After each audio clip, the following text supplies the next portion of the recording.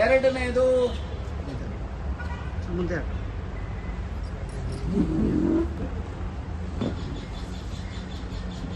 ಬೇರೆ ಸಮಾಜಗಳ ಮುಖಂಡರುಗಳ ಸಭೆ ಮಾಡಬೇಕು. ಮೂರನೇದು ದೇವೇಗೌಡರ ಜೊತೆನಲ್ಲೂ ಅಥವಾ ಇನ್ನಿತರ ಅಥವಾ ನಾವೇ ವಾಲಂಟಿಯರ್ ಆಗಿ ಪ್ರಧಾನಮಂತ್ರಿಗಳ ಅಪಾಯಿಂಟ್ಮೆಂಟ್ ಅನ್ನ ತೆಗೆದುಕೊಂಡು ನಾವು ಹೋಗಿ ಅವರನ್ನ ಭೇಟಿ ಮಾಡಬೇಕು ಅನ್ನುವಂಥದ್ದು ಇನ್ನೊಂದು.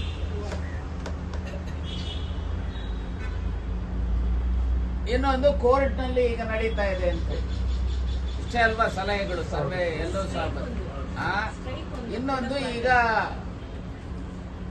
ಒಂದಿಷ್ಟು ಜನ 25,000 50,000 ಸೇರಿಸಬೇಕು ಅಂತ ಹೇಳಿ ನಾನು ಸ್ಪಷ್ಟವಾಗಿ ಹೇಳ್ತೇನೆ. 25,000 ಜನ ಸೇರಿಸೋದು ಬಹುದೊಡ್ಡ ಕೆಲಸ ಅಲ್ಲ.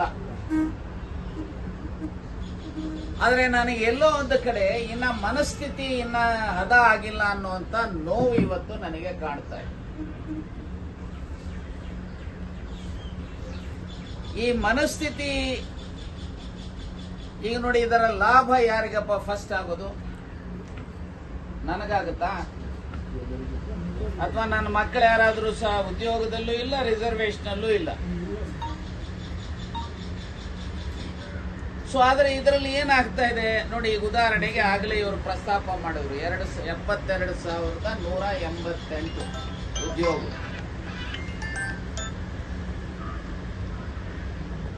ಈಗ ಇದರಲ್ಲಿ ನಷ್ಟ ನಮಗೆ 3% ಆದ್ರೆ 2,888 ಉದ್ಯೋಗಗಳು ಕಡಿಮೆ ಆಗ್ತವೆ. ಹಾಗೆ SCಗಳಿಗೆ 1,444 ಹುದ್ದೆಗಳು ಕಡಿಮೆ ಆಗ್ತವೆ.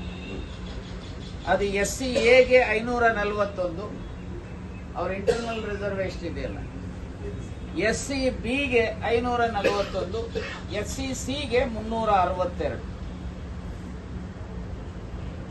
ಸೊ ಈಗಿರ್ಬೇಕಾದ್ರೆ ಈಗ ಅದೇ ರೀತಿ ಮೆಡಿಕಲ್ ಸೀಟ್ಸ್ ರಾಜ್ಯದಲ್ಲಿ ಅಂಡರ್ ಗ್ರಾಜುಯೇಟ್ಸು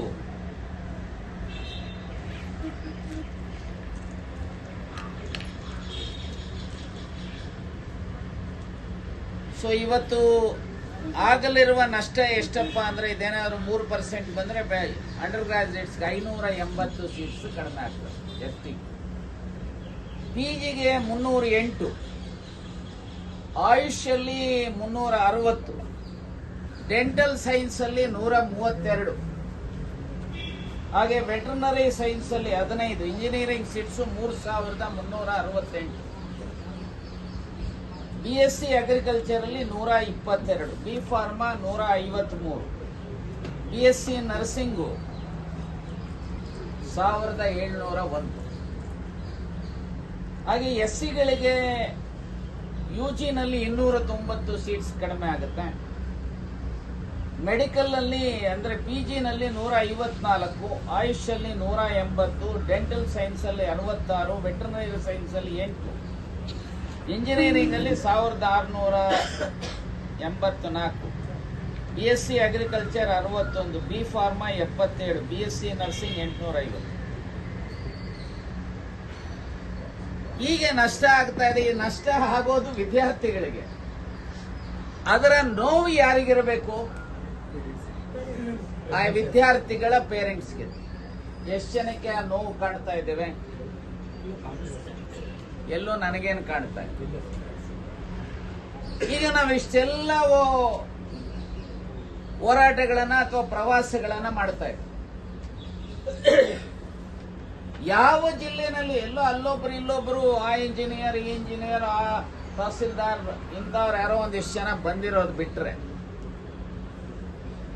ನಾನು ನಿಮಗೆ ಸ್ಪಷ್ಟ ಹೇಳ್ತೇನೆ, ಇಲ್ಲಿಯವರೆಗೂ 28 ಜಿಲ್ಲೆ ಪ್ರವಾಸ ಮಾಡಿರುವಂತದ್ರಲ್ಲಿ ಯಾರೊಬ್ಬರು 5 ಪೈಸೆ ಕೊಟ್ಟಿಲ್ಲ. ಇಲ್ಲಿ ಯಾರಿದ್ದೇವೆ ನಾವುಗಳೇ ನಮ್ಮ ಸ್ವಂತ ಖರ್ಚಿನಲ್ಲಿ ಹೋಗಿ ಬಂದ, ಯಾರ ಹತ್ರನೂ ಇಲ್ಲಿವರೆಗೂ ಕೈ ಚಾಚಿಲ್ಲ. ಇದು ಸ್ಪಷ್ಟ. ಆದ್ರೆ ಕನಿಷ್ಠ ಈ ಸಭೆಗಳಾದ್ರೂ ಬರಬೇಕಲ್ಲ. ಈಗ ಮನೆಯಲ್ಲಿ ಸರ್ಕಾರಿ ನೌಕರದೊಂದು ಏನೋ ST ಸಂಘ ಅಂತ ಅವರೆಲ್ಲ ಹೋದ್ರು, ಬಂದಿದ್ರಾಗ್ಲೇ ನನಗೆ ಮೀಟಿಂಗ್ ಕರೆದ್ರಿ ಇಲ್ಲಿ. ಸರ್ ನಾವು ಬರ್ತೀವಿ ಅಂತೇಳಿ ನಾನು ಇದನ್ನ ಪರ್ಮನೆಂಟ್ ಮಾಡಿದ್ದೀನಿ, ಜಾಗ ಈ ಚೇರ್ಸು ಎಲ್ಲ ಹಾಕ್ಸಿ. ಯಾಕಂದ್ರೆ ಇದು ಇದಕ್ಕೆ ಬಹಳ ಹೋರಾಟ ಮಾಡಿ ಇದನ್ನು ಮಾಡಿಸಿರೋಂಥ ಹಿನ್ನೆಲೆಯಲ್ಲಿ ಇದನ್ನ ಕಸಾನು ಗುಡಿಸಲ್ಲ, ಇನ್ನೊಂದು ಇಲ್ಲ. ಇದು ಮೊನ್ನೆ ನಾನು ಲಾಸ್ಟ್ ಟೈಮ್ ಬಂದಾಗ ನೋಡಿದ್ರೆ ಇದು ಆಲ್ಮೋಸ್ಟ್ ಬಿದ್ದೋಗೋ ಸ್ಥಿತಿಯಲ್ಲಿ ಇದರ ಮೇಲೆ ಎಲ್ಲ ಇತ್ತು. 2 ದಿವಸ ಇಲ್ಲಿದ್ದು ಕ್ಲೀನ್ ಮಾಡಿಸಿದ್ದಾರೆ. 400ಗೂ ಹೆಚ್ಚು ಮರಗಳನ್ನ ಇಲ್ಲಿಂದ ಕಟ್ ಮಾಡಿ ಕಳಿಸಿದ್ದಾರೆ. ಸೊ ಇನ್ನವೇ ಅಲ್ಲಿ ಅವ್ರು ಬನ್ನಿ ಅಂತ ಹೇಳಿದ್ರೆ ಅವರು ನನಗೆ ಫೋನ್ ಮೇಲೆ ಫೋನು. ಅವತ್ತು ಹರಿಪ್ರಸಾದ್ ಅವರು ನಮ್ಮ KPCC ಅಧ್ಯಕ್ಷರಾಗುವಂತ ತಗೊಳ್ಳುವಂತ ಚಾರ್ಜ್ ತಗೊಳ್ಳುವಂತ ಮೀಟಿಂಗ್ ಅಲ್ಲಿ ಇದ್ದೇನೆ, ಬನ್ನಿ ಸರ್. ಕೊನೆಗೆ 2 ಗಂಟೆ ಬಂದ್ರೆ ಸೊ ಒಂದು 15-20 ಜನ ಇದ್ದಾರೆ. ಅಂದ್ರೆ ನಮ್ಮಲ್ಲಿ ಎಷ್ಟು ಜಾಗೃತಿ ಇದೆ ಅನ್ನೋದು. ಎಲ್ಲ ಅಲ್ಲಿ ಕುಳಿತುಕೊಂಡಿದ್ರು ಕಲ್ಲ ಮೇಲೆ. ನಾನು ಜೋಬಿಂದ ತೆಗೆದು 2,000 ರೂಪಾಯಿ ಹಾಕಿದೆ ಮುಂದೆ. ನೀವೆಲ್ಲರೂ ಸಹ ಇಲ್ಲಿ ಎಷ್ಟೆಷ್ಟು ಜೋಬಲ್ಲಿ ಇದೆಯೋ ಕಾಸು ಹಾಕರೆ ಇಲ್ಲಿ ಚೇರ್ ತರೋಣ ಅಂತ. ನಿಮ್ಗೆ ಆಶ್ಚರ್ಯ ಆಗ್ಬೋದು. ದೇವಸ್ಥಾನದ ತಟ್ಟೆಗೆ ಹಾಕ್ತಾರಲ್ಲ 200 ರೂಪಾಯಿ 200 ರೂಪಾಯಿ 100 ರೂಪಾಯಿ ಈ ರೀತಿ ಹಾಕಿದ್ರು. ಅಲ್ಲಿರುವಂತ 15 ಜನವೋ 20 ಜನ. ಆ ಬಂದಂತ ಹಣ ತೆಗೆದುಕೊಂಡು ಹೋಗಿ ಒಂದು 15 ಚೇರನ್ನ ತಂದು ಹಾಕ್ಸ್ದೆ. ಆಮೇಲೆ ಯಾರೋ 2-3 ಅಧಿಕಾರಿಗಳಿಗೆ ಹೇಳಿ ಒಂದಿಷ್ಟು ಟೇಬಲ್ಗಳು ಇದನ್ನ ತಂದು ಹಾಕಿದ್ರಪ್ಪ ಅಂತ ಹೇಳಿ ಹಾಕ್ಸಿದ್ರು. ಹೊಸ ಬೀಗ ಹಾಕ್ಸಿ ಯಾವಾಗ್ಲೂ ಇಲ್ಲಿ ಬರಬೇಕು, ವಾಲ್ಮೀಕಿ ಸ್ಟ್ಯಾಚ್ಯೂಗೆ ದಿನನಿತ್ಯ ಕ್ಲೀನ್ ಇರಬೇಕು, ಪೂಜೆ ಪುನಸ್ಕಾರಗಳು ಸಾಧ್ಯ ಆದ್ರೆ ಮಾಡಬೇಕು ಅನ್ನೋಂಥ ಹಿನ್ನೆಲೆ. ಅದು ಬೇರೆ. ಆದ್ರೆ ನಾನು ಯಾಕೆ ಇದನ್ನ ಹೇಳ್ತಾ ಇದ್ದೀನಿ ಅಂತ ಹೇಳಿದ್ರೆ, ಯಾರಿಗ್ರೆ ಫಸ್ಟ್ ಇದರಿಂದ ಲಾಭ ಆಗುವಂಥದ್ದು ವಿದ್ಯಾರ್ಥಿಗಳಿಗೆಲ್ಲ. ಫಸ್ಟ್ ಲಾಭ ಆಗುವಂಥದ್ದು ಸರ್ಕಾರಿ ನೌಕರರಿಗೆ. 7% ಇದ್ರೆ ಇವರಿಗೆ ಪ್ರಮೋಷನ್ ಇಮ್ಮಿಡಿಯೇಟ್ ಸಿಗುತ್ತೆ. 3% ಇದ್ರೆ ಅನೇಕ ಜನ ಕ್ಯೂನಲ್ಲಿ ಇರ್ಬೇಕಾದ್ರೆ. ಎಷ್ಟು ಜನ ಇದನ್ನ ಸರ್ಕಾರಿ ನೌಕರರು ಇದನ್ನ ತಲೆ ಕೆಡಿಸ್ಕೊಂಡಿದ್ದಾರೆ? ನನ್ನ ಕುಟುಂಬದಲ್ಲಿ ಯಾರು ರಾಜಕೀಯ ಇದು ಎಂಥದ್ದು ಸರ್ಕಾರಿ ನೌಕರಲ್ಲಿ ಇಲ್ಲ, ಇರೋದು ಇಲ್ಲ. ಯಾಕಂದ್ರೆ ನಮ್ಮ ಕುಟುಂಬದವರು ಇಲ್ಲ, ನಾವು ಇಂಡಿಪೆಂಡೆಂಟ್ ಆಗಿರ್ತೀವಿ ಅನ್ನೋಂಥ ಸ್ಟ್ಯಾಂಡ್ ಅವ್ರದ್ದು ಕ್ಲಿಯರ್ ಇದೆ. ನನ್ನ ಮಗ ಇರ್ಬೋದು, ಮಗಳಿರ್ಬೋದು, ಸೊಸೆ ಇರ್ಬೋದು, ಅಥವಾ ಬರುವಂತ ಅಳಿಯಾನೋ ಇರ್ಬೋದು. ಸೊ ಹಾಗೆ ನೋಡಿದಾಗ ಎಲ್ಲೋ ಒಂದು ಕಡೆ ಇದೆಲ್ಲ ಲಾಭ ಪಡೆಯುವಂತ ಒಂದು ಕಡೆ ಮಕ್ಕಳ ಪೋಷಕರಾಗ್ಲಿ ಮಕ್ಕಳಾಗ್ಲಿ ಅವರು ರೆಡಿ ಇಲ್ಲ, ಮನಸ್ಥಿತಿ ಬದಲಾವಣೆ ಆಗಿಲ್ಲ. ಸರ್ಕಾರಿ ನೌಕರರ ಮನಸ್ಥಿತಿನೂ ಬದಲಾವಣೆ ಆಗಿಲ್ಲ. ಇದರ ಜೊತೆಗೆ ಯಾರು ಈಗಾಗಲೇ ವಿದ್ಯಾಭ್ಯಾಸ ಮಾಡ್ತಾ ಇದ್ದಾರೆ, ಬೆಂಗಳೂರು ಯೂನಿವರ್ಸಿಟಿನೋ, ಮೈಸೂರು ಯೂನಿವರ್ಸಿಟಿನೋ, ಕರ್ನಾಟಕ ಯೂನಿವರ್ಸಿಟಿನೋ, ಗುಲ್ಬರ್ಗಾ ಯೂನಿವರ್ಸಿಟಿನೋ, ಯಾರಾದರೂ PG ಹುಡುಗರೋ ಡಿಗ್ರಿ ಹುಡುಗರೋ ಯಾರಾದರೂ ಇದ್ರ ಬಗ್ಗೆ ತಲೆ ಕೆಡಿಸ್ಕೊಂಡಿದ್ದಾರ? ನಾಳೆ ಅವರಲ್ಲಿ MBAನೋ MAನೋ MScನೋ BScನೋ BSc ನರ್ಸಿಂಗೋ MBBS MDನೋ MScನೋ ಇಂಜಿನಿಯರಿಂಗೋ ಏನೇ ಆದರೂ ಇಲ್ಲಿ ರಿಸರ್ವೇಶನ್ ಅಲ್ಲಿ ಉದ್ಯೋಗ ಅವರಿಗೆ ಯಾರಾದರೂ ಒಬ್ಬ ತಲೆ ಕೆಡಿಸ್ಕೊಂಡಿದ್ದ?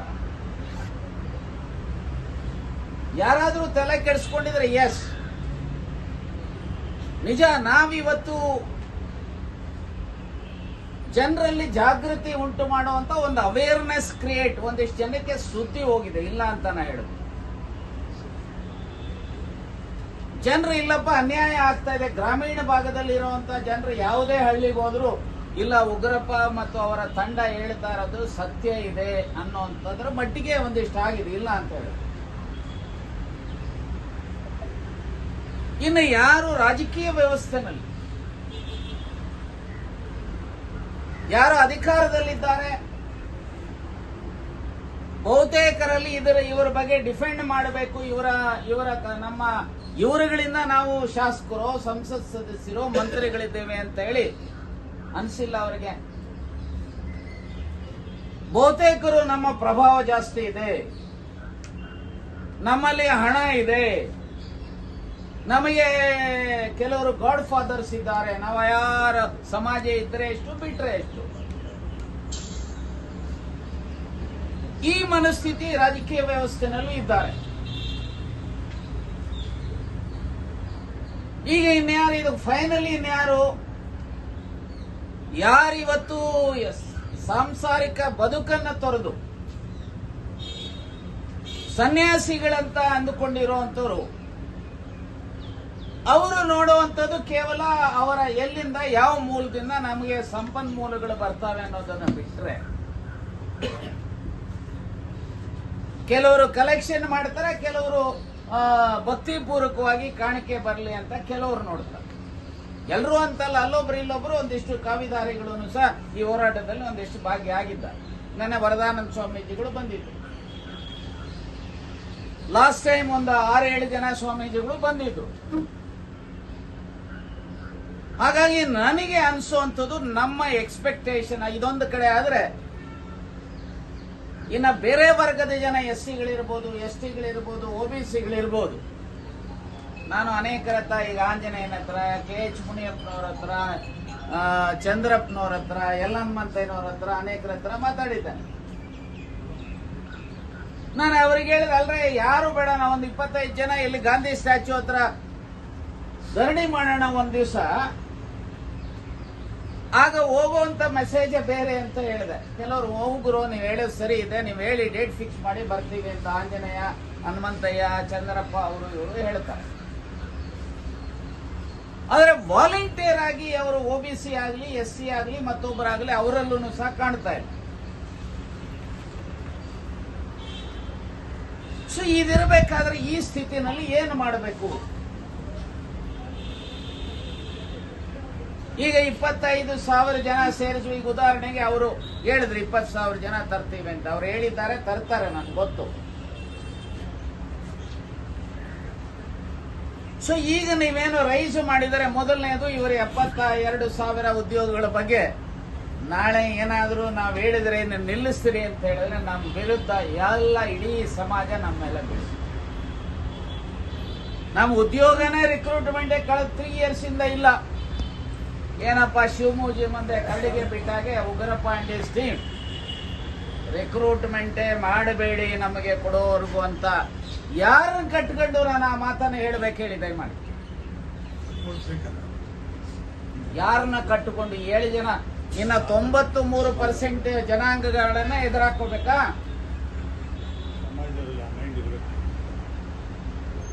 ಅರೆ ನಮಗೆ ಅವರ ಬೆಂಬಲನೂ ಬೇಕು ಅನ್ನೋ ಹಾಗಿದ್ರೆ ನಮ್ಮ ಥಿಂಕಿಂಗ್ ಒಂದು ಸ್ವಲ್ಪ ಡಿಫರೆಂಟ್ ಆಗಿರಬೇಕಾಗುತ್ತೆ. ನಾನು ಹಾಗಾಗಿ I am very very clear. ಮತ್ತೆ ನನ್ನ ಬದುಕಿನಲ್ಲಿ ಯಾವತ್ತೂ ಜಾತಿವಾದಿ ಆಗಿಲ್ಲ, ಆಗೋದೂ ಇಲ್ಲ.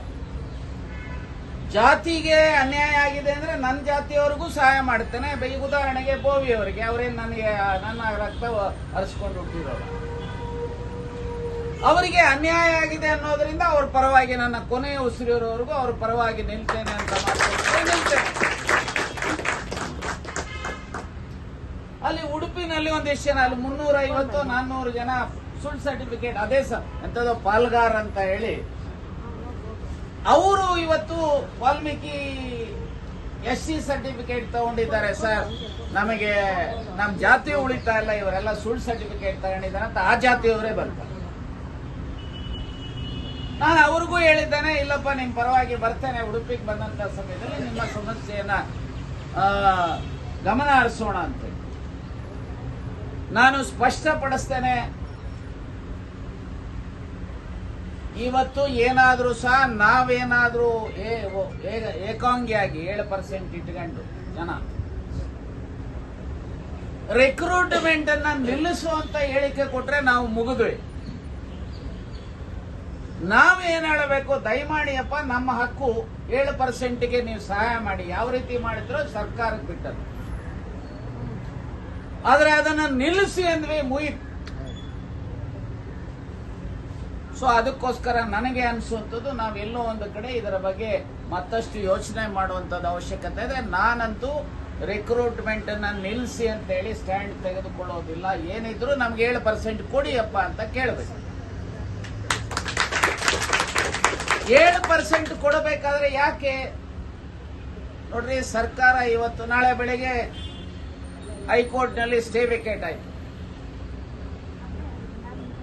ಅಥವಾ 9th ಶೆಡ್ಯೂಲ್ಗೆ ಪರ್ಮನೆಂಟ್ ಸೊಲ್ಯೂಷನ್ ನೋಡಿ. ನಾನು ನೋಡ್ತಾ ಇದ್ದೆ,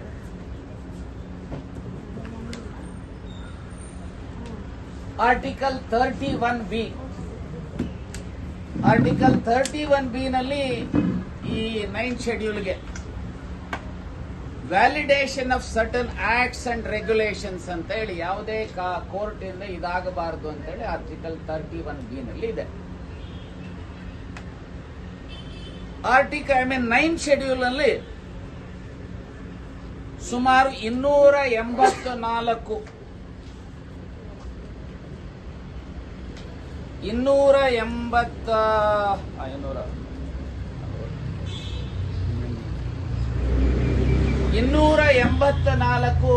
ಈ ತರದ ಕಾನೂನುಗಳನ್ನು 9th ಶೆಡ್ಯೂಲ್ಗೆ ಸೇರಿಸಿದೆ. ಈ 9th ಶೆಡ್ಯೂಲ್ಗೆ ಸೇರಿಸಿರೋದ್ರಿಂದ ಯಾವ ಸೇರಿರುವಂತ ಕಾನೂನು ಸ್ಟೇ ಆಗಿಲ್ಲ, ಯಾವ ಕಾನೂನು ಸೆಟಿಸೈಡ್ ಆಗಿಲ್ಲ. ಇದರಲ್ಲಿ ಲ್ಯಾಂಡ್ ರಿಫಾರ್ಮ್ಸ್ ಇರ್ಬೋದು, ಈ ತರ ಡೆಟ್ ರಿಲೀಫ್ ಆಕ್ಟ್ ಇರ್ಬೋದು, ಈ ತರದ ಇಡೀ ದೇಶದಲ್ಲಿ ಸುಮಾರು 284 ಇನ್ನು 300 ಈಗ ಇನ್ನೊಂದಿಷ್ಟು ಸೇರಿರ್ಬೋದು. ಹಾಗಾಗಿ 9th ಶೆಡ್ಯೂಲ್ಗೆ ಸೇರಿಸೋದ್ರ though it is pending before Supreme court.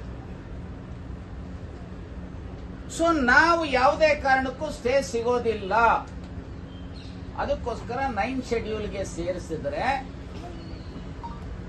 ಇದಕ್ಕೆ ಎಲ್ಲೋ ಒಂದು ಕಡೆ ನಮಗೆ 50% ನಮಗೆ ಲಾಭ ಅಥವಾ ರಕ್ಷಣೆ, ನಾಟ್ 100%. ನಮಗೆ 100% ನ್ಯಾಯ ಸಿಗಬೇಕು ನಮ್ಮಂತ ವರ್ಗಗಳಿಗೆ ಅಂದ್ರೆ ಎಗೈನ್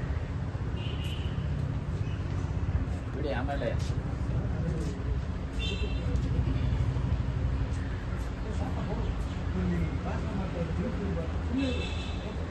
ನೋಡಿ, ಇವತ್ತು ಏನಾಗಿದೆ ಅಂತ ಹೇಳಿದ್ರೆ ಪರ್ಮನೆಂಟ್ ಯಾವುದು ಸೊಲ್ಯೂಷನ್ ಅಂದ್ರೆ ಆರ್ಟಿಕಲ್ 15 and 16 ಅಲ್ಲಿ ಅಡಿಕ್ವೇಟ್ ಅನ್ನುವಂಥದ್ದನ್ನ ಬಿಟ್ಟು there shall be a reservation for SC and ST proportionate to their population ಅನ್ನುವಂಥ ಅಮೆಂಡ್ಮೆಂಟ್ ಅನ್ನ ತರುವಂಥದ್ದು, ಅಥವಾ ರಿಸರ್ವೇಶನ್ ಕ್ಯಾನ್ ಎಕ್ಸೀಡ್ 50% ಅನ್ನೋದನ್ನ ತಂದಾಗ ಮಾತ್ರ ಪರ್ಮನೆಂಟ್ ಆಗಲಿಕ್ಕೆ ಸಾಧ್ಯತೆ. ನೋಡಿ, ಇವತ್ತು ಯಾಕೆ ನಾನೇ ಪಾರ್ಲಿಮೆಂಟ್ ಅಲ್ಲಿ ಕಾಂಗ್ರೆಸ್ಸಿನ ಪರವಾಗಿ 10% ರಿಸರ್ವೇಶನ್ ಮೇಲೆ ಅದಿದೆ, ನನ್ನ ಭಾಷಣ ಇಲ್ಲ. ಸೊ ಅಲ್ಲಿ ನಾನು 10% ಅನ್ನ ಜಸ್ಟ್ ಬೆಳಿಗ್ಗೆ ಸೆಷನ್ ಸ್ಟಾರ್ಟ್ ಆಗುತ್ತೆ, 2 ಗಂಟೆಗೆ ಬಿಲ್ ಅನ್ನ ತರ್ತಾರೆ, 6 ಗಂಟೆಗೆ ಬಿಲ್ ಪಾಸ್ ಆಗೋದು. ಅಲ್ಲಿ ಯಾರಿಗೆ ಕಾಯಸ್ಥಾಸು, ಭೂಮಿ ಅರಸು, ರಜಪುಟ್ಸು, ಬ್ರಾಹ್ಮಿನ್ಸು ಇವರುಗಳು ಅವರು ಇರುವಂತದ್ದು ಇಡೀ ದೇಶದಲ್ಲಿ 7.5% ಅವರಲ್ಲಿ ಜಾಗೃತಿ ಇದೆ. ನಮ್ಮಲ್ಲಿ ಜಾಗೃತಿಯಲ್ಲಿ ಉಗ್ರಪ್ಪ ನಡೆಸ್ತಾನ, ಅವನ ನಾಯಕತ್ವನ ಅವನು ಹೇಗೆ ಮುಗಿಸ್ಬೇಕು ಅಂತ ಅನೇಕರು ನೋಡ್ತಾರೆ. ನರಸಿಂಹಯ್ಯನ ಅವ್ರ ಹೇಗೆ ಅವರನ್ನ ಮುಗಿಸ್ಬೇಕು ಅಂತ ನೋಡ್ತಾರೆ.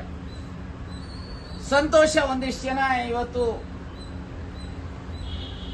ನಮ್ಮ ಸಮಾಜದವರೇ ಒಂದಿಷ್ಟು ಬುದ್ಧಿವಂತರಾಗಿರುವಂತವ್ರು ಒಂದಿಷ್ಟು ರಿಯಲೈಸ್ ಮಾಡಿಕೊಂಡು ಈ ಸಭೆಗೂ ಸಹ ಬಂದಿದ್ದಾರೆ. ಅದನ್ನ ನಾನು ಅವರನ್ನು ಅಭಿನಂದಿಸ್ತೇನೆ. ನಾನು ಇನ್ನೂ ಸ್ಪಷ್ಟಪಡಿಸ್ತೇನೆ, ನಾನು ಯಾರು ಇಲ್ದ ಇರಾಗ ಹೋರಾಟ ಮಾಡ್ಕೊಂಡು, ನಾನು ಅಧಿಕಾರ ಇಲ್ದ ಇದ್ದಾಗಲೇ ಹೋರಾಟ ಮಾಡಿ ಈ ರಿಸರ್ವೇಶನ್ ಅನ್ನ ಅಥವಾ ST ಮಾಡಿಸುವಂತದಕ್ಕೆ ಮಾಡಿದಂತ. ನನಗೆ ಯಾವ MLAನೂ ಇಲ್ಲ, MLCನೂ ಇಲ್ಲ, MP ನೂ ಇಲ್ಲ. ಸೊ ಹಾಗಾಗಿ ನಾನು ಇಷ್ಟೇ ಹೇಳ್ತೇನೆ, ನಾವು ಎಲ್ಲಿವರೆಗೂ ಜಾಗೃತರಾಗುತ್ತೆ, ಎಲ್ಲಿವರೆಗೂ ಆ ತೆವಲು ಇರೋದಿಲ್ಲ, ಎಲ್ಲಿವರೆಗೂ ಆ ಕನ್ಸರ್ನ್ ಇರೋದಿಲ್ಲ, ಬಹುಶಃ ಈ ಹೋರಾಟ ಸ್ವಲ್ಪ ಕುಂಟುತ್ತೆ. ನಾವ್ಯಾರೋ ತಲೆ ಮೇಲೆ ಇಟ್ಟು ಲೂಟಿ ಮಾಡಿ ಸಾಹುಕಾರರಾಗಿರೋರಲ್ಲ. ಏನೋ ಹೋದ್ರೆ ಹೋಗ್ಲಿ ಅಂತ ಹೇಳಿ ನಾವು ಭಿಕ್ಷೆ ಬೇಡಿ, ಇನ್ನೊಂದು ಬೇಡಿ, ಮತ್ತೊಂದು ಬೇಡಿ, ಒಂದಿಷ್ಟು ಜನ ಸೇರಿಸುವಂಥದ್ದು, ಅದರ ಪ್ರತಿಫಲ ಸಿಗಬೇಕಲ್ಲ. ಈಗ ಹೇಳಿದ್ರು ಅನೇಕರು, ಈಗ 15ನೇ ತಾರೀಕು ಕೇಸ್ ಇದೆ. ನಾನು ಸಿದ್ದರಾಮಯ್ಯನವ್ರ ತರ ಡೆಲಿಗೇಷನ್ ತೆಗೆದುಕೊಂಡು ಹೋದಾಗ ಸಿದ್ದರಾಮಯ್ಯನವರು ಹೇಳಿದ್ರು, ಹೇಳಯ್ಯ ನೀನು ಯಾರಾದರೂ ಲಾಯರನ್ನ ನೀನೇ ಹೇಳು, ಅವರಿಗೆ ಇಡೋಣ ಅಂತೇಳಿ ಓಪನ್ ಆಗಿ ಹೇಳಿದ್ದಲ್ವಾ ನೀವು, ಅನೇಕರಿದ್ರೆ ಆಗ ನಾ ಹೇಳಿದೆ ಆ ಜವಾಬ್ದಾರಿ ತೆಗೆದುಕೊ. ನಾಳೆ ನಾನೇ ಹೇಳ್ದಂತ ಲಾಯರ್ ಇದ್ದು ಕೋರ್ಟಲ್ಲಿ ಹೆಚ್ಚು ಕಡಿಮೆ ಆದ್ರೆ ನೀನೇ ಹೇಳ್ದಲ್ಲಪ್ಪ, ನಿನ್ ಫ್ರೆಂಡೇ ಲಾಯರು, ನೀನು ಲಾಯರು, ಆಗ ನಮ್ಮ ಮೇಲೆ ಗೂಬೆ ಕೊಡಿಸುವಂತ ಚಾನ್ಸಸ್ ಇದೆ. ಅದಕ್ಕೆ ನೀನು ಯಾರನ್ನ ಬೇಕಾದ್ರೂ ಹಿಡಿಯಪ್ಪ ಅಂತ. ಅದು ಆಗೋದು ಬಿಡೋದು ಬೇರೆ, ಆಗುವಂತ ಅವಕಾಶಗಳು ಹೆಚ್ಚಿದ್ದಾವೆ. ಆದರೆ ಇದು ಟೆಂಪರವರಿ ರಿಲೀಫ್. ಇವನ್ ಸ್ಟೇ ವೇಕೇಟ್ ಆದರೆ ನಾಳೆ ಬೆಳಿಗ್ಗೆ ಪರ್ಮನೆಂಟ್ ರಿಲೀಫ್ ಆಗಬೇಕು. ಅಟ್ಲೀಸ್ಟ್ 60% ರಿಲೀಫ್ ಅಂದ್ರೆ 9 ಶೆಡ್ಯೂಲ್. ಬರೇ ನಮ್ಮ ಈ ಒಂದು 56% ಉಳಿಬೇಕು ಅನ್ನೋಗಿದ್ರೆ 9 ಶೆಡ್ಯೂಲ್ಗೆ ಕಾನೂನು ಉಳಿಯೋದಕ್ಕೆ. ಆದರೆ ದೇಶದಲ್ಲಿ ಇರುವಂತಹ SCಗಳಿಗೆ, OBCಗಳಿಗೆ, ಮೈನಾರಿಟೀಸ್ಗೆ ಪರ್ಮನೆಂಟ್ ಸೊಲ್ಯೂಷನ್ ಸಿಗಬೇಕು ಅಂದ್ರೆ ಸಂವಿಧಾನಕ್ಕೆ ತಿದ್ದುಪಡಿ ತರಬೇಕು. ಎಷ್ಟು ಜನ MP-ಗಳಿಗೆ ಸಂವಿಧಾನ ಗೊತ್ತಿದೆ? ಎಷ್ಟು ಜನ MLA-ಗಳಿಗೆ, MLC-ಗಳಿಗೆ ಸಂವಿಧಾನ ಗೊತ್ತಿದೆ? ಸಂವಿಧಾನ ಓದು ಅಂತಾರೆ, ಹುಚ್ಚರು ಅನ್ನುವಂತ ಸ್ಥಿತಿ ಇವತ್ತು ಕೆಲವರು ಮಾತನಾಡ್ತಾರೆ. ಇದು ಒಂದು. ಎರಡನೇದು, ನಾನು ನೋಡ್ತಾ ಇದ್ದೆ, ಯಾರು ಶಿವಮೊಗ್ಗದವರು ಏನೋ ತುರ್ತು ಸಭೆ ಮಾಡಿ ಎಲ್ಲ ಜಿಲ್ಲೆಯಿಂದ ಇಂಪ್ಲೀಡಿಂಗ್ ಅಪ್ಲಿಕೇಶನ್ ಹಾಕೊಂಡು, ಏನು ಕಲೆಕ್ಷನ್ಗೋಸ್ಕರ ಇಂಪ್ಲೀಡಿಂಗ್ ಅಪ್ಲಿಕೇಶನ್ ಹಾಕ್ತೀರಾ? ಅರೆ ನಾಳೆ ಬೆಳಿಗ್ಗೆ ನಾಯಕರು ಇಂಪ್ಲೀಡ್ ಆದ್ರಪ್ಪ, ರಿಲೀಫ್ ಸಿಗಲಿಲ್ಲ. What inference one can draw?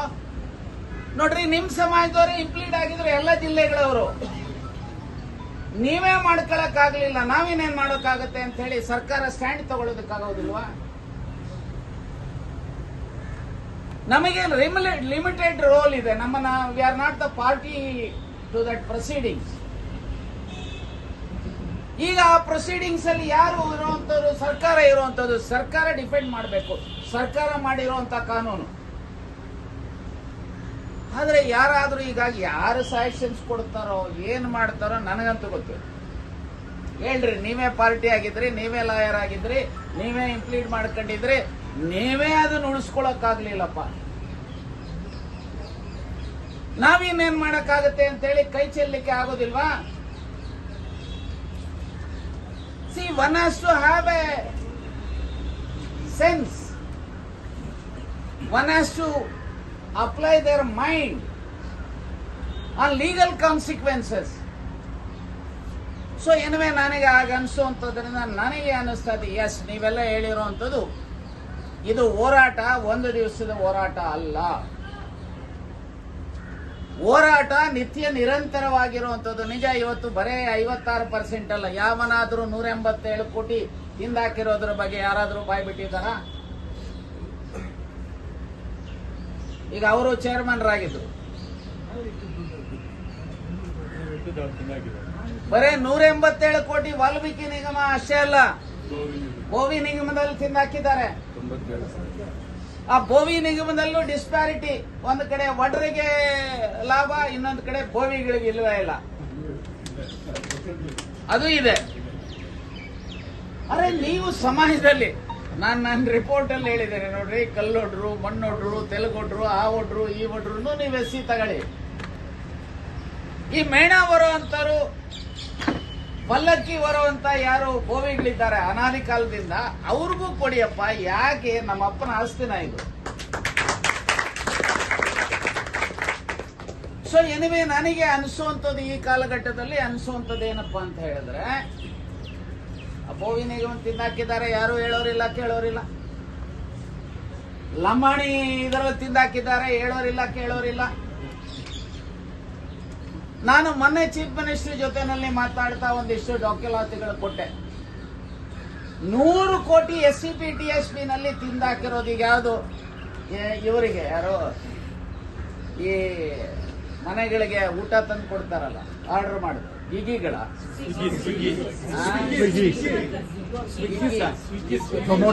ಅದು ಸುಗ್ಗಿ ಬೇರೆ, ಅದನ್ನ ಜನರಲಿ ಗಿಗ್ಗಿ ಅಂತ ನಾನು ಕರೀತಾರೆ, ಗಿಗ್ ವರ್ಕರ್ಸ್. ನೋಡಿ, ಆ ಗಿಗ್ ವರ್ಕರ್ಸ್ ಇದನ್ನ ಈ ಹೆಣ್ಣು ಮಗಳೇ ಮಾಹಿತಿ ಸಂಗ್ರಹಿಸಿದ್ದಾರೆ. 100 ಕೋಟಿಯಷ್ಟು ಈಗ ಗಿಗ್ ವರ್ಕರ್ಸ್ಗೆ 149 ಜನರಿಗೆ ಟ್ರೈನಿಂಗ್ ಕೊಟ್ಟಿದ್ದೀವಿ ಅಂತ ಹೆಸರುಗಳಿದ್ದಾರೆ. ಪೇಮೆಂಟ್ ಆಗಿರೋದು 1000 ಜನರಿಗೆ. ಆ ಪೇಮೆಂಟ್ ಆಗಿರೋದು ಯಾರ್ಯಾರು ತಿದ್ದು ಹಾಕಿದ್ದಾರೆ, ಒಂದು ರೆಕಾರ್ಡ್ ಆಗಿದೆ. ಅದರಲ್ಲಿ ಯಾರ್ಯಾರಿಗೆ ಎಷ್ಟೆಷ್ಟು ಕಮಿಷನ್ ಅಂತೇಳಿ ಮಾತಿನಲ್ಲಿ ಫೋನ್ ಅಲ್ಲಿ ಯಾರ್ಯಾರಿಗೆ ಎಷ್ಟೆಷ್ಟು ಪರ್ಸೆಂಟು, ಯಾರಿಗೆ 5%, ಯಾರಿಗೆ 7%, ಯಾರಿಗೆ 10% ಅಂತ ರೆಕಾರ್ಡ್. ಇನ್ಯಾವುದೋ ಅದೇ ರೀತಿಯಲ್ಲಿ ಇನ್ನೊಂದೆಂತದಮ್ಮ, ಯೂನಿಫಾರ್ಮ್ ಸರ್ವಿಸ್ಗೆ ಟ್ರೈನಿಂಗ್ 27,000 ಜನರಿಗೆ ಅಂತ ಹೇಳ್ತಾರೆ. ಬಹುಶಃ ಅವರಿಗೆ ಹೆಸರುಗಳು ಸಿಕ್ಕಿಲ್ಲ. 9,000 ಜನ ಹೆಸರುಗಳನ್ನ ಬರ್ಕೊಂಡು 27,000 ಜನರಿಗೆ ದುಡ್ಡನ್ನ ಲೂಟಿ ಮಾಡಿದ್ದಾರೆ. ಯಾರೋ ಸ್ಕೂಲ್ದೋ ಯಾವುದೋ ಇದನ್ನು ತಗೊಂಡು, ಕಾಲೇಜ್ದೋ ತಗೊಂಡು ಆ ಇನ್ಫಾರ್ಮೇಶನ್ ಮೇಲೆ ದುಡ್ಡು ಡ್ರಾ ಮಾಡಿರು. ಒಂದೇ ಕಂಪನಿ ಮೂರು ಇದನ್ನ ಹಾಕ್ತಾರೆ ಟೆಂಡರ್, ಸೇಮ್ ಡೈರೆಕ್ಟರ್ಸ್. ಒಂದರಲ್ಲಿ ಮ್ಯಾನೇಜಿಂಗ್ ಡೈರೆಕ್ಟರ್, ಒಂದರಲ್ಲಿ ಬರೇ ಡೈರೆಕ್ಟರ್. ಸೊ ಅವರ ಮೂರು ಅವರೇ ಒಬ್ಬರು ಕೊಡೋದು.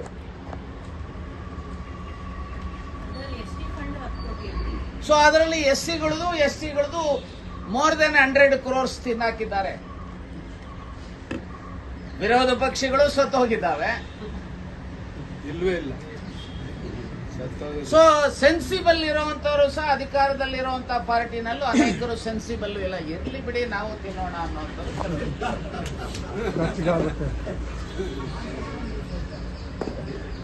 ಇನ್ನ ಒಂದು ಮಜಾ ಇದೆ, ಹೆಣ್ಣು ಮಕ್ಕಳಿಗೆ ಟ್ರೈನಿಂಗ್. ಆ ಹೆಣ್ಣು ಮಕ್ಕಳಿಗೆ ಟ್ರೈನಿಂಗ್ ಅಲ್ಲಿ ಆ ಚಾರ್ಟ್ ನೋಡಿದೆ, ಎಲ್ಲ ಹೆಸರು ರಾಮಪ್ಪ, ಭೀಮಪ್ಪ, ತಿಮ್ಮಪ್ಪ, ಎಲ್ಲರೂ ಸಹ ಗಂಡಸ್ರೆ. ಆದ್ರೆ ಸೆಕ್ಸ್ ಕಾಲಮ್ ಅಲ್ಲಿ ಫಿಮೇಲ್ ಫಿಮೇಲ್ ಫಿಮೇಲ್ ಫಿಮೇಲ್ ಅಂತ ಬರ್ತಿದ್ದಾರೆ. ಸೊ ಹಾಗೆ ಇನ್ನೊಂದರಲ್ಲಿ ಯಾರೋ ಒಬ್ಬರಿಗೆ ಮಾರ್ಕ್ಸ್ ಎಲ್ಲಾದ್ರೂ PUCಗೆ 2,100 ಮಾರ್ಕ್ಸ್ PUCಗೆ ಸಾಧ್ಯನಾ? 500 ಮಾರ್ಕ್ಸ್ ಇರುವಂತದ್ದು, 500 600 ಅವರ ರೆಕಾರ್ಡ್ ಅಲ್ಲಿ ರೈಟ್ ಟು ಇನ್ಫಾರ್ಮೇಶನ್ ಆಕ್ಟ್ ಅಲ್ಲಿ ತೆಗೆದುಕೊಂಡಿರುವಂತದ್ರಲ್ಲಿ 2,100 ಏನೋ ಇದೆ. ಅದರಲ್ಲಿ 2023 ಎಷ್ಟೋ ಮಾರ್ಕ್ಸ್ ತಗೊಂಡಿದ್ದಾರೆ. ಹಾಗಾಗಿ ಅವರಿಗೆ ಇದು ಕೊಡಬೇಕು ಅಂತ. ಅಂದ್ರೆ ನಾನು ಯಾಕೆ ಇದನ್ನ ಹೇಳ್ತಾ ಇದ್ದೇನೆ ಅಂತ ಹೇಳಿದ್ರೆ, ಈ ಹಣನ ಯಾವ ರೀತಿ SC ST OBCಗಳ ಹಣ ಲೂಟಿ ಆಗ್ತಾ ಇದೆ. ಸೊ ಯಾರು ಇವತ್ತು ಬಾಯಿ ಬಿಡ್ತಾ ಇಲ್ಲ. ನಾನು ಮೊನ್ನೆ ನೋಡಿದೆ, ಎಕ್ಸೈಸ್ ಡಿಪಾರ್ಟ್ಮೆಂಟ್ ಅಲ್ಲಿ CL2 CL9 ERAಜ್ ಅಲ್ಲಿ ರಿಸರ್ವೇಶನ್ ಅಂತ. ERAಜ್ ಅಲ್ಲಿ ರಿಸರ್ವೇಶನ್ SCಗಳಿಗೆ STಗಳಿಗೆ ಎಷ್ಟು? SCಗಳಿಗೆ 4.5 ಎ ಗ್ರೂಪ್ಗೆ 4.5 ಅಲ್ಲ 5.25 ಅಂತ ಕಾಣುತ್ತೆ. 5.25 ಎ ಗ್ರೂಪ್ಗೆ, 5.25 ಬಿ ಗ್ರೂಪ್, 4.25 ಸಿ ಗ್ರೂಪ್. SCಗೆ 3%. ಅಂದ್ರೆ ಅಲ್ಲೂ ಸಹ ನಾನು ಸಂಬಂಧಪಟ್ಟಂತ ಇನ್ಕ್ಲೂಡಿಂಗ್ ಸತೀಶ್ ಜಾರಕಿಹೊಳಿಗೆ ಫೋನ್ ಮಾಡಿ, ನೋಡಪ್ಪ ಈಗ ಆಗ್ತಾ ಇದೆ, ಸರ್ಕಾರದಲ್ಲಿ ಮಾತಾಡಪ್ಪ. ಮುನಿಯಪ್ಪನವರಿಗೆ ಹೇಳಿದೆ, ಪರಮೇಶ್ವರ್ಗೆ ಟ್ರೈ ಮಾಡಿದೆ, ಅವರು ಫೋನ್ ಪಿಕ್ ಮಾಡಲಿಲ್ಲ, ಬಿಟ್ಟೆ. ಸೊ ನಾನು ಯಾಕೆ ಇವೆಲ್ಲವನ್ನು ಸಹ ಹೇಳ್ತಾ ಇದ್ದೀನಿ ಅಂತ ಹೇಳಿದ್ರೆ, ಇವತ್ತು ಜನರ ಮನಸ್ಥಿತಿ ಇನ್ನ ಪಕ್ವ ಆಗಿಲ್ಲ. ನಾನು ಈಗ ಎಲ್ಲರೂ ಹೇಳಿದ್ರು, ಇಲ್ಲಿ ಪಾಪ ನಮ್ಮ ಇವರು ಮೃತ್ಯುಂಜಯ ಎದ್ದೋಗಿದ್ದ, ಪ್ರಧಾನಮಂತ್ರಿಗಳ ಹತ್ರ ನಾವು ಹೋಗಬೇಕು ಅಂತೇಳಿ ನಾನು ನಾಗೇಂದ್ರ ಆಗಿ ಹೇಳಿದ್ದೆ. ನೋಡಪ್ಪ, ಬಸವರಾಜ ಬೊಮ್ಮಾಯಿಗೆ, ವಿಜಯೇಂದ್ರನಿಗೆ, ಜೋಶಿಗೆ, ಸೋಮಣ್ಣನಿಗೆ ಅಪಾಯಿಂಟ್ಮೆಂಟ್ ತಗೊಳಪ್ಪ. ಇದನ್ನು ಹೋಗಿ ನಿಮ್ ಸರ್ಕಾರನೇ ಮಾಡಿರೋದು 56%. ಈಗ ಆಕ್ಚುಲಿ MR ನಾಯಕರ ರಿಪೋರ್ಟ್ ಪ್ರಕಾರ 56 ಬದಲು 66 ಆಗಬೇಕು. 42% OBCಗಳಿದ್ದಾರೆ ಅಂತೇಳಿ.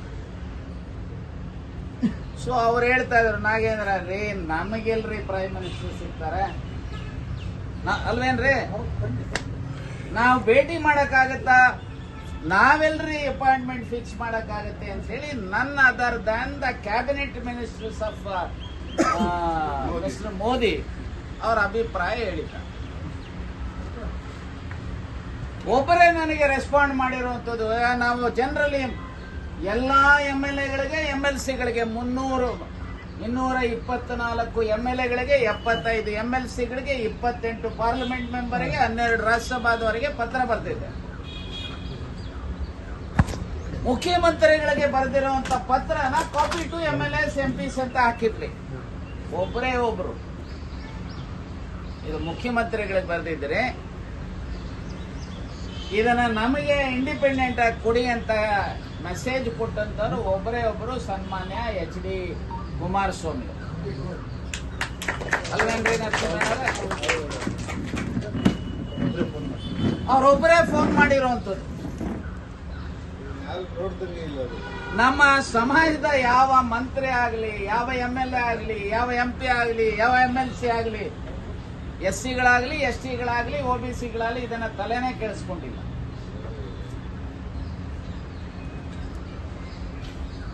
ಸೊ ಇದನ್ನ ನಾನು ಬೇಕು ಅಂತಾನೆ ನಾನು ಯಾರಿಗೂ ನರಸಿಂಹಯ್ಯ ಸರ್ ನೀವು ಅವ್ರಿಗೆ ಫೋನ್ ಮಾಡಿ, ಇವ್ರಿಗೆ ಫೋನ್ ಮಾಡಿ ಅಂತ ಹೇಳಿ ಬಹಳ ಇದನ್ನ ಮಾಡ್ತಾ ಇದ್ದಾರೆ. ಮೊನ್ನೆ ನಾನು ಮಾಡೋ ಆಯ್ತು ಅಂತ ಹೇಳಿ ಅವ್ರಿಗೆ ಹೇಳ್ತಾ ಇದ್ರು, ಆಯ್ತು ನೋಡೋಣ ಮಾಡ್ತೀನಿ ಅಂತ ಹೇಳಿ ಹೇಳ್ತಾ ಇದ್ದೆ. ಆದ್ರೆ ಯಾರಿಗೂ ಮಾಡಿಲ್ಲ. ಯಾಕೆ ಮಾಡ್ಲಿಲ್ಲ ನಾನು ಮೊನ್ನೆ ಅಂತ ಹೇಳಿದ್ರೆ, ನಾನು ಮಾಡಿದಾಗ ಉಗ್ರಪ್ಪನ ಇನ್ಸಿಸ್ಟ್ ಮಾಡಿದ ಹೋಗ್ಬೇಕು ಅನ್ನೋ ಮನಸ್ಥಿತಿನಲ್ಲಿ ಬರಬಾರ್ದು. ನೋಡೋಣ, ವಾಲಂಟಿಯರ್ ಆಗಿ ಮೆಸೇಜ್ ಹೋಗಿರಿದ್ರೆ ಎಷ್ಟು ಜನ ಬರ್ತಾರೆ ಅನ್ನೋದನ್ನ ನೋಡಬೇಕು ಅನ್ನುವಂತ ಉದ್ದೇಶದಿಂದಾನೇ ನಾನು ಯಾರಿಗೂ ಫೋನ್ ಮಾಡಿ. ನಾನೇ ಎಕ್ಸ್ಪೆಕ್ಟ್ ಮಾಡಿದ್ದೆ ಕನಿಷ್ಠ ಈಗ ನೋಡಿದ್ವಿ ಸುಮಾರು 100-120 ಜನರಿಗೆ ಅಲ್ಲಿ ಊಟ ಮಾಡಿಸಿದ್ವಿ. ಅದರಲ್ಲಿ ಅರ್ಧ ಜನ ಅಂದ್ರೆ 100 ಆದ್ರೂ ಮಿನಿಮಮ್ ಬರ್ತಾರೆ. ನಾವು 1000 ಜನ ಬರಬೇಕು ಅಂತ ಹೇಳಿದಂತವ್ರ ಯಾರಿಗೆ ಯಾವ ಕಾಸ್ನಲ್ಲಿ ಕಮಿಟ್ಮೆಂಟ್ ಇದೆ ಅನ್ನೋದನ್ನ ಗೊತ್ತಾಗಬೇಕು ಅನ್ನುವಂತ ದೃಷ್ಟಿಯಿಂದ ಇದನ್ನ ಮಾಡಿದ್ದಾರೆ. ನಾನು ಸಿದ್ಧನಿದ್ದೇನೆ, ಪತ್ರ ಒಬ್ಬ ಮಾಜಿ MP ಆಗಿ ಕೇಳಬಹುದು, ಆದ್ರೆ ಕೊಡಬೇಕಲ್ಲ ಮೋದಿ ಸಾಹೇಬರು ಅಪಾಯಿಂಟ್ಮೆಂಟ್ ಅನ್ನ, ಅವರಿಗೆ ಸಿಗಲ್ವಂತ ಬಿಜೆಪಿ ರಾಜ್ಯ. ಸೊ ಹಾಗಾಗಿ ನಾನು ಇಷ್ಟೇ ಹೇಳ್ತೇನೆ, ಬಹುಶಃ ನಾಗೇಂದ್ರ ಇನ್ನಿತರು ಬಿಜೆಪಿನಲ್ಲಿ ಇರುವಂತವ್ರು ಯಾರಾದ್ರೂ ಮನಸ್ಸು ಮಾಡಿ ಅವರ ಅಪಾಯಿಂಟ್ಮೆಂಟ್ ಅನ್ನ ಕೇಂದ್ರ ಸರ್ಕಾರದ ಮಂತ್ರಿಗಳು ಮತ್ತು ಅವರ ಅಧ್ಯಕ್ಷರನ್ನ ತೆಗೆದುಕೊಂಡ್ರೆ ಅವ್ರನ್ನ ಭೇಟಿ ಮಾಡೋಣ. ನನಗೆ ಯಾವ ರಿಸರ್ವೇಶನ್ ಇಲ್ಲ. ನಾನು ಅಲ್ಲಿ ಬರೋದು ಸಮಾಜದವನಾಗಿ, ಕಾಂಗ್ರೆಸ್ಸಿನ ರಾಜ್ಯ ಉಪಾಧ್ಯಕ್ಷನಾಗಿ ಅಲ್ಲ. ಸೊ ಫಸ್ಟ್ ಅದನ್ನ ಮಾಡಿ. ಅವರ ತಂದೆಯವರಿಗೆ ಕೊಟ್ಟಿರೋದ್ರಿಂದ ದೇವೇಗೌಡರಿಗೆ, ಬಹುಶಃ ದೇವೇಗೌಡರು ಇದರ ಪರವಾಗಿ ಆಕ್ಟ್ ಮಾಡುತ್ತಾರೆ.